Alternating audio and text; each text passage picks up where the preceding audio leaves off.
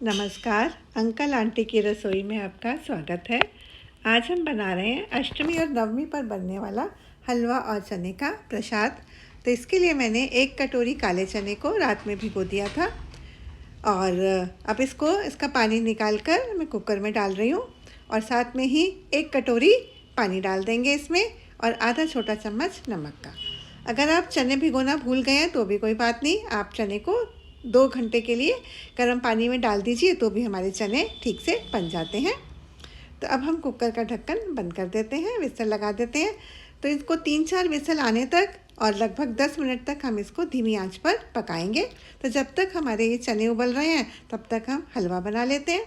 तो हलवा बनाने के लिए ये आधी कटोरी नॉर्मल सूजी ले ली है और साथ में ही 1 चम्मच बेसन ले लिया है और आधी कटोरी ही शुद्ध घी, मैंने गाय का घी लिया है वो ले लिया है और आधी कटोरी ही चीनी ले ली है और थोड़े से ड्राई फ्रूट्स जो भी आपके पास हो, काजू बादाम किशमिश जो भी हो।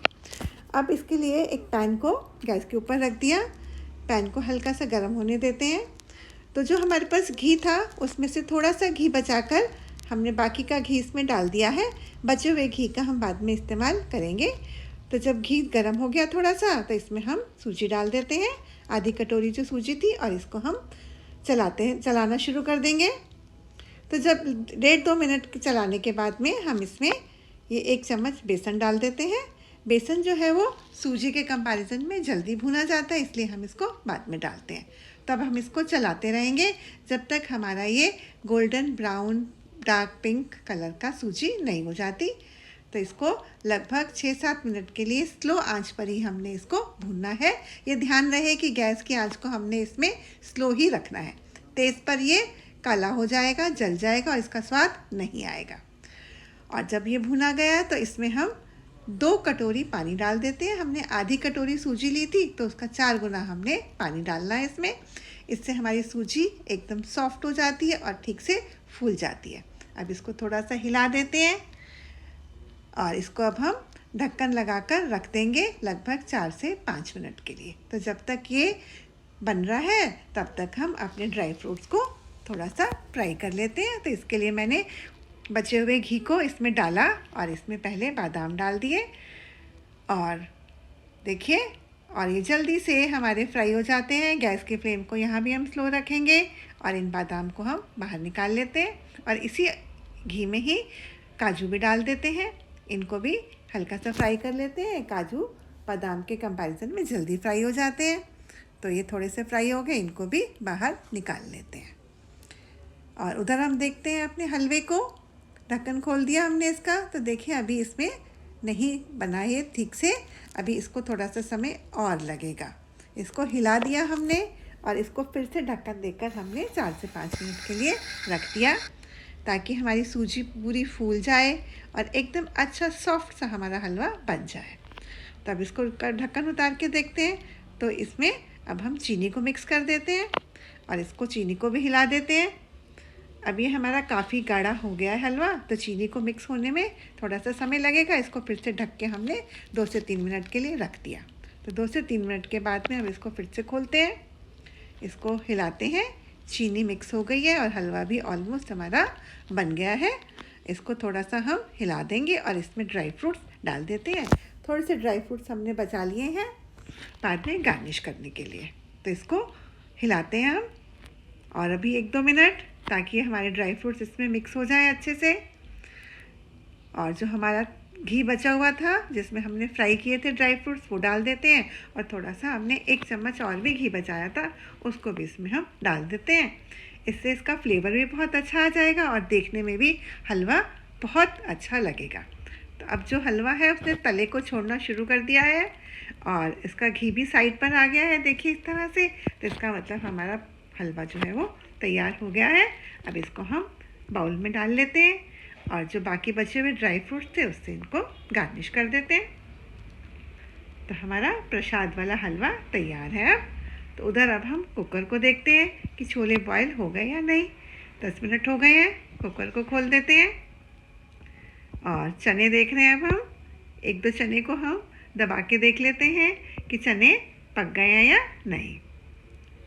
तो चने हमारे अब प्रॉपरली कुक हो गए हैं। तब हम इसके लिए मसाला तैयार कर लेते हैं। तो एक बाउल में हमने 1 छोटा चम्मच नमक का ले लिया, आधा छोटा चम्मच हल्दी पाउडर, आधा छोटा चम्मच गरम मसाला और 2 छोटे चम्मच धनिया पिसा हुआ। धनिया थोड़ा सा ज़्यादा पड़ता है इसमें। और इसके साथ में ही आधा छोटा चम्मच अमचूर पाउडर और 1 छोटा चम्मच इसमें देगी मिर्च का डाल देते हैं। अब इन सबको मिक्स करके थोड़े से पानी में इसको मिक्स कर लेते हैं। और उधर हम पैन रख दिया हमने गैस के ऊपर और इसमें अब हम गरम हो गया ये, तो थोड़ा सा इसमें ऑयल डाल दिया। ऑयल जब गरम हो गया तो इसमें हम 1 चम्मच जीरा साबुत डाल देते हैं और 1/4 स्पून इसमें हींग डाल देंगे। और 2 हरी मिर्च हमने बारीक काट के रखी हैं, वो भी इसमें अभी हम डाल देते हैं।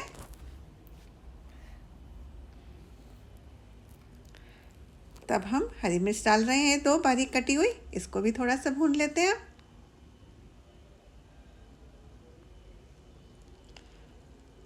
और साथ में ये जो हमने मसालों का पेस्ट बनाया था वो सारा का सारा इसमें डाल देते हैं। जो थोड़ा सा बाउल में लगा हुआ है उसको भी हम इसमें निकाल लेते हैं और इसको चला लेते हैं। देखिए इस तरह से इसको 2-1 मिनट हम ऐसे ही भूनेंगे मसाले को, ताकि ये अच्छे से घी में भुना जाए। और अब जो हमारे चने थे सारे, जिसमें थोड़ा सा हल्का सा पानी था, वो भी हमने सारे के सारे इसमें डाल दिए। अब इसको मिक्स कर लेते हैं और गैस की फ्लेम को अब हम मीडियम कर लेंगे और अब इसको ढक देते हैं। तो 4 से 5 मिनट के लिए पहले ढक के लेते हैं, जब तक इसका पानी ना सूख जाए। इसको खोल के देखेंगे अभी हम, तो अभी इसमें थोड़ा सा पानी है, तो इस पानी को हम सूखने देते हैं और सारे जो मसाले हैं वो भी अच्छे से इसमें मिक्स हो जाएं, रच जाएं बिल्कुल। तो इसका फिर हम फिर से इस पर ढक्कन लगा के रख देंगे 3 से 4 मिनट के लिए। तो हम इसको अब 4 मिनट के बाद ढक्कन हटा के देखते हैं। तो अब हमारे छोले जो हैं वो परफेक्ट जो हैं वो बन गए हैं। देखिए पानी भी सूख गया है और कंसिस्टेंसी भी ठीक हो गई है, सारे मसाले इसमें मिक्स हो गए हैं।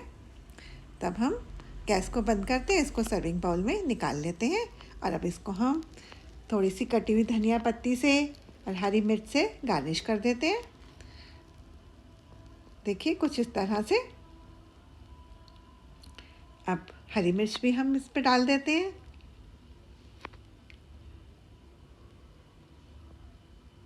तो अब हमारा ये अष्टमी और नवमी के लिए छोले और हलवे का प्रसाद तैयार है।